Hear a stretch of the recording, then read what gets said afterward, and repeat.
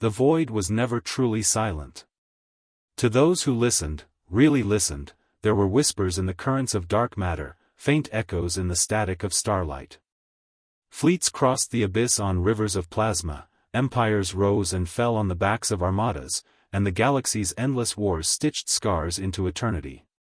But on this night, if such a thing as night existed in the cold Black Sea, something stirred that would shatter the balance.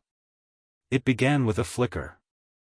A signal, faint at first, caught on the edge of a dozen long-range scanners positioned across the Orion expanse. Patrol fleets logged it, dismissed it as a stray beacon or the debris of some forgotten skirmish. The empires did not pay it much mind. After all, the void was filled with ghosts. But then the flicker grew. It sharpened into a pulse. And the pulse became a presence. The first to see it clearly were the Valen sentries, stationed on the rim of Sector L-47. Hardened warriors, bred in the furnace of 1,000 battles, they had watched entire colonies burn without so much as a twitch in their four-lidded eyes. Yet when the object emerged from subspace, when the distortion peeled back and revealed the silhouette, even they faltered. It was a ship. But not like any ship known to the galaxy. It was alone. No fleet. No escorts. Just a single vessel, gliding out of the abyss with the kind of deliberate calm that spoke of confidence, not desperation. Its hull was obsidian black, absorbing starlight until it seemed less like a starship and more like a wound carved into space itself. No insignia marked its surface. No transmissions hailed from it. Silent. Watching. Waiting. The galaxy's great powers stirred. The hegemony dispatched scouts. The coalition of 9 activated war councils. Pirate bands scattered like vermin sensing fire. Rumors spread like wildfire across trade lanes and military channels alike. An ark, some whispered. A weapon, others warned. But none could answer the most dangerous question of all. Who had built it? The answer arrived with a single transmission, sent on frequencies no living empire had used in over 2 millennia. A language long thought buried with a primitive backwater world. Terran. Human.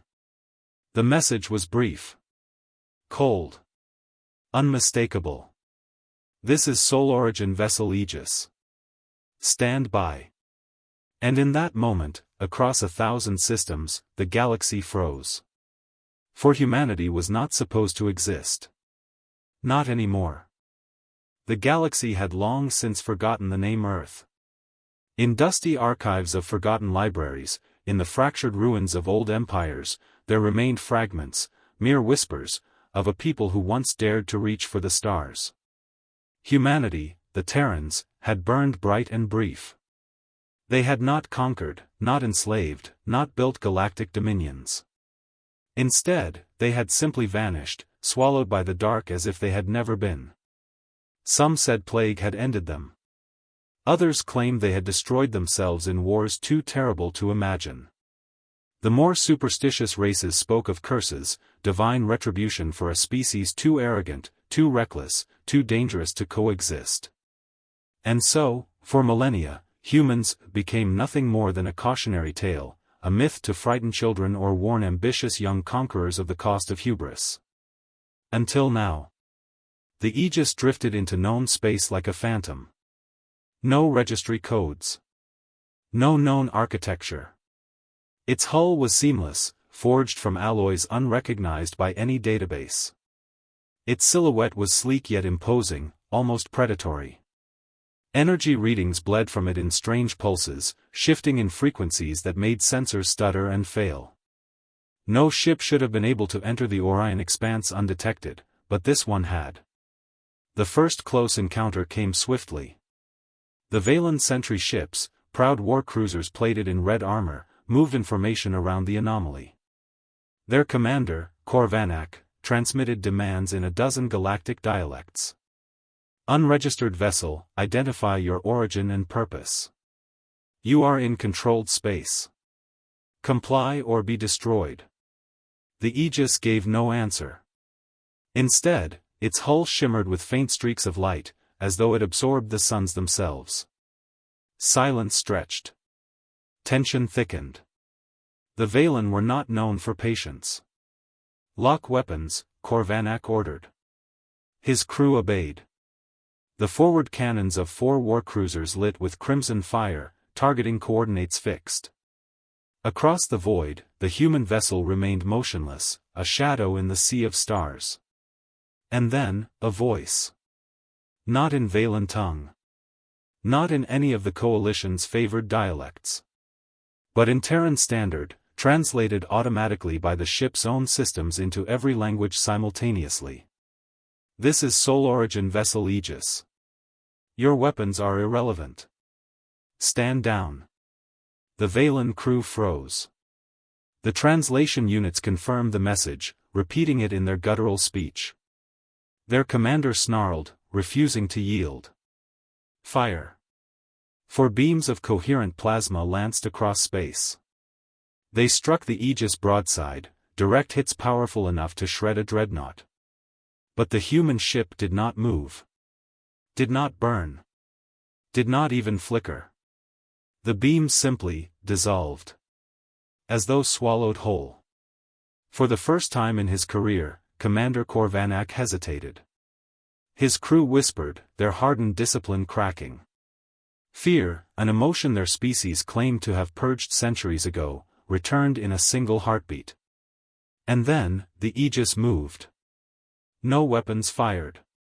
No retaliatory strike lit the void. The vessel simply adjusted its course, slipping between the Valen cruisers with impossible grace, as though their blockade was nothing but an inconvenience. Sensors screamed as their targeting systems shut down, overridden by forces beyond comprehension. One by one, the Valen ships lost power. Lights dimmed, shields collapsed, and weapon arrays went dark. Not destroyed, just disabled. Helpless. Across the Orion expanse, the event was broadcast live. Countless eyes watched. Countless hearts clenched. The message was clear: this was no derelict relic, no ghost ship. This was a power unseen in living memory. And it bore the mark of humanity. In the halls of the Coalition of 9, chaos erupted. Representatives of 9 great civilizations shouted across the amphitheater, their voices a cacophony of fear and outrage. The Kroll demanded immediate mobilization. The Seraphon priesthood declared the appearance an omen of divine reckoning. The pragmatic Aulic simply asked the question on everyone's mind. If this is truly human, how? The High Chancellor of the Coalition, a weary Altharai elder named Varix, silenced the chamber with a single word. Survivors. The word hung in the air, heavy as a thunderclap. Survivors of a race thought long extinct. Survivors wielding technology none could match. Survivors who had returned without warning, without explanation, without fear. And if they had one ship, how many more waited? On the fringes of civilization, the Aegis pressed deeper into the expanse. It did not attack. It did not plunder. It simply moved with purpose, navigating ancient star charts long thought obsolete. Every system it passed through was left untouched, save for the whispers it carried in its wake. A freighter crew swore they saw its hull ripple as though alive. A scout claimed its engines burned with no fuel. A pirate fleet tried to intercept, only to vanish, leaving nothing but static in their place. Legends spread faster than truth. Some called it a harbinger of war, others a guardian sent to punish corruption. A few, remembering old myths, whispered a far darker possibility. What if humanity had never died? What if they had simply been waiting? The truth lay hidden deep within the Aegis.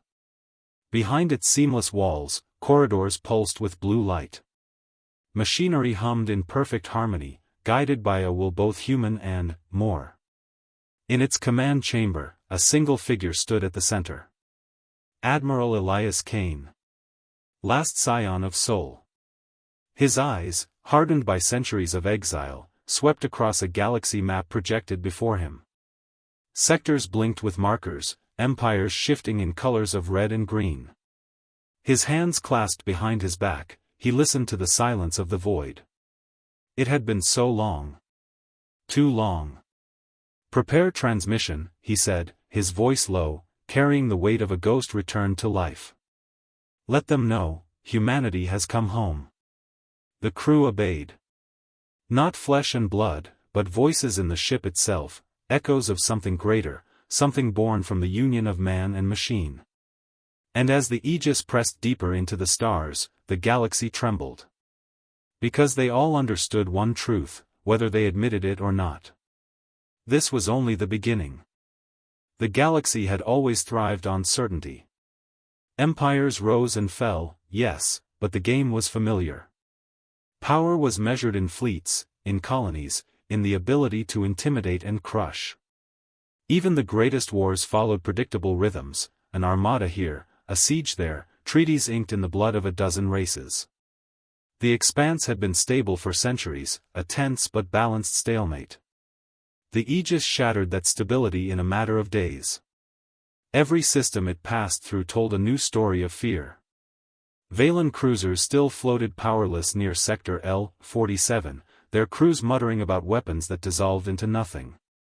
Merchants whispered of seeing the black ship glide past, their engines frozen until it was gone. Smugglers abandoned entire routes rather than risk crossing its path. The Aegis fired no shots, claimed no territory, yet already, it wielded the greatest weapon of all, uncertainty. And uncertainty bred panic. In the High War Council of the Galactic Hegemony, Lord Admiral Kresh roared with fury. His kind, the Kroll, were massive beings of stone flesh and fire, their voices like grinding rock. He slammed a clawed hand against the war table, sending ripples through the holographic star map. "One ship," he bellowed, "and you cower like prey." The Valen disgraced themselves. The pirates evaporated because they were weak. We are the hegemony. We will crush this phantom and scatter its ashes into the void. Others were less certain. The Alex delegate, a crystalline intelligence speaking in perfect chords, countered calmly. "And if you are wrong? If this vessel is merely one of many? Our records on the humans are scarce, but there is one constant in the fragments: they created weapons beyond comprehension. If this is but a fraction of their arsenal..." Murmurs rippled. Even the boldest among them felt the unease. Humans. A race that should not exist. A race that, if the myths were true, possessed knowledge that had frightened their neighbors enough to bury every trace. Admiral Kresh snarled, but before he could retort, the chamber lights dimmed. A transmission cut across their secure channels. Every delegate turned to the central display as static dissolved into a single image. The black ship. And then, a man. He stood tall, clad in a dark uniform bearing no insignia, only the faint glimmer of a silver emblem over his chest, a stylized sun. His eyes were steady, cold, yet not without weight. "I am Admiral Elias Kane of Sol Origin Vessel Aegis," he said. His voice carried no arrogance, no malice, only certainty. "To those who watch, humanity has returned." Gasps filled the chamber. The Kroll admiral snarled, baring jagged teeth. The crystalline Alex pulsed in alarm. The Seraphon priesthood began whispering prayers to their gods of judgment. Kane continued. "We have watched the galaxy tear itself apart. We have watched empires devour the weak, pirates prey on the desperate, and corruption fester in halls of power. Humanity will not stand idle. We did not endure centuries of silence to return as ghosts. We return as guardians." The chamber erupted.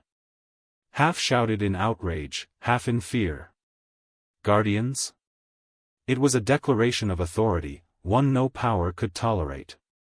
And then Kane spoke the words that sent shockwaves across the stars.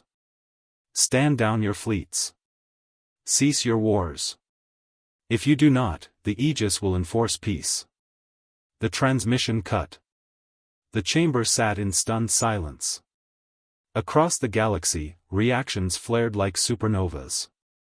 The Seraphon priesthood declared Cain a divine messenger, the child of the fallen sun. Pilgrims flocked to shrines, begging for deliverance. The pirate clans, terrified by the disappearance of their fleets, splintered into chaos. Entire syndicates disbanded overnight. But for the empires, pride would not bend so easily. The Kroll hegemony began mustering their largest fleet in centuries, mobilizing 1,000 warships under Admiral Kresh. The Valen, humiliated by their defeat, demanded blood. Even the cautious Aulics began rallying allies, fearing what might come if they did nothing. The galaxy was a tinderbox. And the Aegis was the spark. Yet, aboard the ship itself, Cain stood alone in his chamber, staring at the endless sea of stars. His hands rested on the console as the voices of the ship, the integrated intelligence of centuries, spoke softly. "Your message has ignited the flames," the ship said, its tone neither male nor female, but layered with many voices. "They will not heed peace." Cain's jaw tightened. He knew. Deep down, he had expected it. Empires rarely relinquished power willingly. But his mission was not conquest. It was not vengeance. It was survival, humanity's last gamble, forged in silence, hidden beyond the rim while the galaxy forgot their name. "We warned them," Cain said quietly. "Now we show them." The storm broke at Kalis Prime. It was a system of strategic importance, rich in ore, its stations bristling with defenses. The hegemony fleet arrived first, 1,000 warships, engines blazing, their weapons trained on a single target. The Aegis. The galaxy watched through countless broadcast relays. Billions tuned in. This was it, the test. Admiral Kresh's voice thundered across open channels. "Human vessel. You claim to enforce peace, yet you stand alone. This is your final warning: surrender, or be obliterated." The Aegis floated calmly, its black hull reflecting the light of Kalis's twin suns. For a long moment, silence reigned. Then Cain's voice, steady as ever, replied. "You mistake restraint for weakness." And the Aegis moved. The first volley of hegemony fire lit the void. Missiles, plasma beams, rail slugs, an onslaught designed to erase a planet, unleashed on one ship. Space itself seemed to burn. But the Aegis did not flinch. Its hull shimmered with shifting light, a ripple of energy bending physics itself. Weapons dissolved in mid-flight, beams bent away, slugs disintegrated before contact. Then, the human ship struck back. Not with missiles. Not with brute force. But with elegance born of mastery. A single pulse radiated from its core, silent, invisible, yet every hegemony ship it touched fell dark. Engines sputtered. Shields collapsed. Weapons powered down. In a heartbeat, an entire armada became drifting husks, helpless and silent. Billions watched in stunned silence. An empire's might, undone by a single ship. Cain's voice echoed once more. "Humanity will not be challenged. This is your proof. The age of endless war ends now." The fallout was immediate. The hegemony's pride lay shattered. The coalition trembled, torn between fear and awe. Civilizations across the stars began to whisper of surrender, of negotiation, of obedience. But others saw opportunity.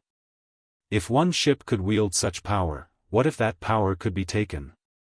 What if humanity's secrets could be stolen? And so, while the galaxy quaked at the display, plans began to form in shadow. Spies were dispatched. Fleets regrouped. Some sought alliance with humanity, others sought its destruction. The galaxy would never be the same. But Cain knew the truth the others did not. The Aegis was not humanity's weapon. It was humanity's warning. And what followed would decide the fate of them all. The galaxy was not quiet. Not after Kalis Prime. Not after the sight of 1,000 warships falling dark at the command of one vessel. For weeks, the void buzzed with transmissions, rumors, declarations of war, pleas for peace. The Aegis had changed the balance of power in an instant, and nothing frightened the great empires more than change they could not control. Some bent the knee. Minor powers, weary of endless conflict, sent envoys begging for protection. Others rallied against the idea of human guardianship, claiming it was only tyranny by another name. Pirate clans reformed into desperate coalitions, promising bounties beyond imagining for anyone who could capture the human ship. But the most dangerous threat came not from the fringes. It came from the heart of the coalition itself. Admiral Elias Kane stood alone in the Aegis command chamber, hands clasped behind his back as he watched new markers bloom on the galaxy map. Fleets were moving, coordinated, deliberate, and vast. Not the scattered forces of one empire, but a coalition of many. "They're uniting," Kane murmured. The ship's voice, layered and calm, the synthesis of human and machine, answered. "Fear drives them. You've shown them what their weapons mean against us. They cannot defeat you alone, so they will come together." Kane exhaled slowly. He had known this day would come.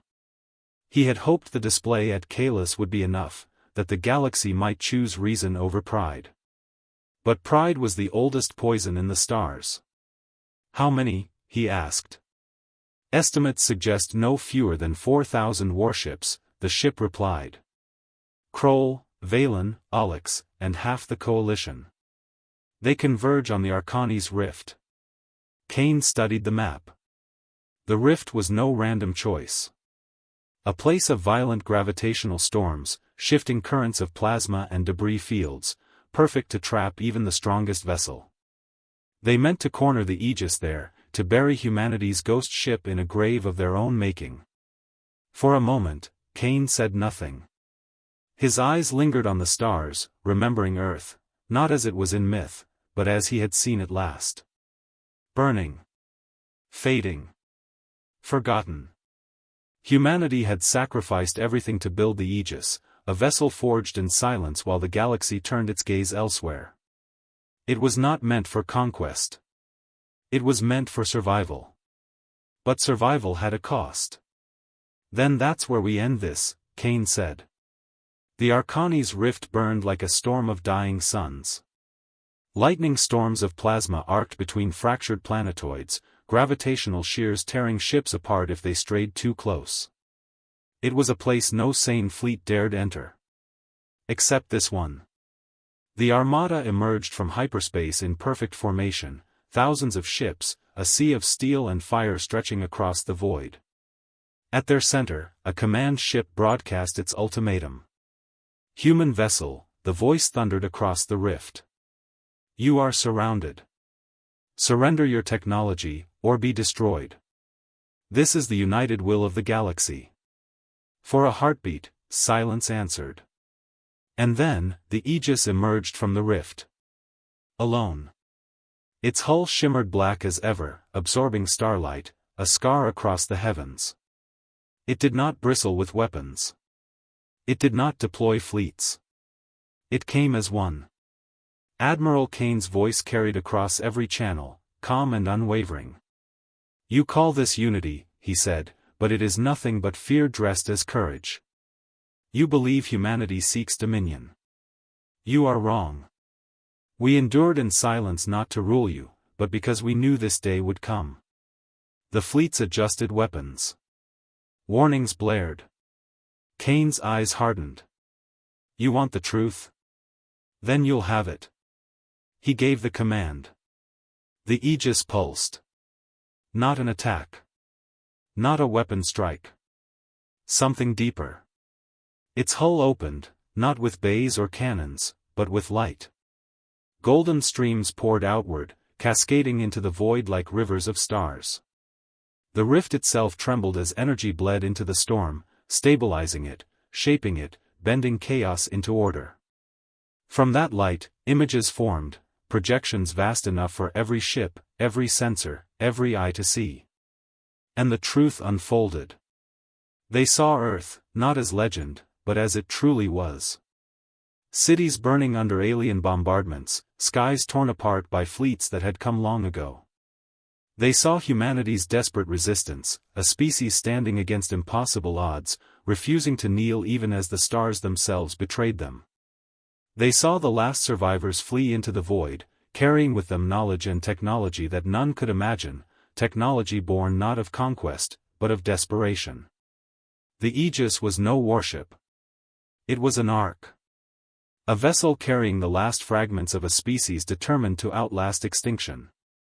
The light showed humanity's exile, centuries hidden beyond the rim, watching the galaxy fall deeper into corruption and war.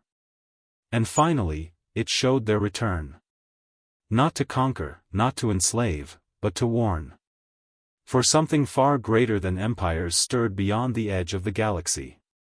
The rift boiled as Kane's final words echoed across the stars.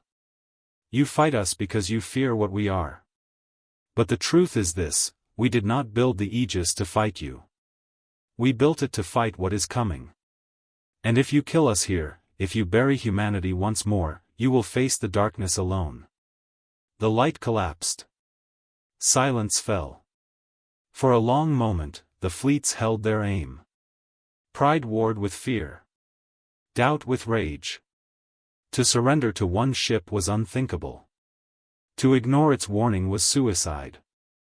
The first to break was the Aulics. Their crystalline ships dimmed weapons, withdrawing silently into the storm.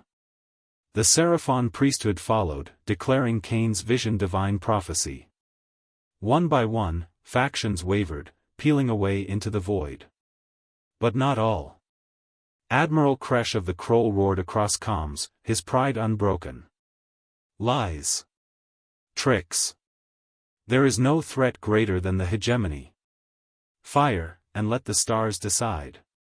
Thousands of Kroll cannons blazed as their ships surged forward. The Aegis moved. This time, it did not disable. It did not restrain. Kane had given his warning, offered his truth. Now, he answered in full. A cascade of light erupted from the ship, sweeping across the Kroll fleet like a tidal wave. Ships ruptured, weapons melted, engines imploded. The storm swallowed wreckage in an instant, leaving nothing but silence. The rift burned. And then it was still. When the light faded, the Aegis remained, scarred, dimmed, but unbroken. Around it, the remnants of the Armada drifted in silence, thousands of ships that had chosen survival over pride. Kane's voice returned, softer now. Humanity does not ask for your obedience. Only your choice. Stand with us, or stand aside. But know this, the darkness comes.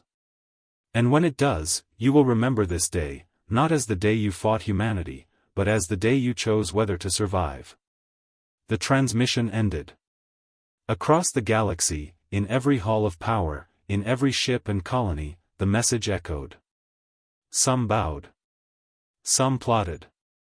Some trembled. But none could deny the truth. One human ship had appeared. And the galaxy